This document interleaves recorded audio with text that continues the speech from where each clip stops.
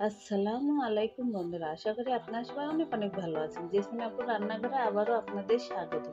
আজকে আবারও ছোট্ট একটি ভিডিও নিয়ে চলে আসছি। পাঙাশ মাছের ডিম এটা আমি ভুনা করছি। শুধু পেঁয়াজ দিয়ে এই ভুনাটি করছি আমি। এখানে আমি রসুন বাটা, পেঁয়াজ বাটা আর ১ কাপ কুচনো পেঁয়াজ দিয়ে আর পরিমাণ মতো শুকনো লঙ্কার গুঁড়ো, হলুদ, লবণ, তেল, জিরে বাটা দিয়ে আমি এখানে ভালোভাবে দেখুন ডিমটা ভালোভাবে কষিয়ে মাখো করে নিয়ে ভেজে নিয়েছি। এই যে সম্পূর্ণ আমার রেসিপিটা আপনাদের কাছে ভালো লাগলে অবশ্যই একটি লাইক, কমেন্ট ও সাবস্ক্রাইব ও ফলো দেবেন। সবাইকে ধন্যবাদ ও আল্লাহ হাফেজ।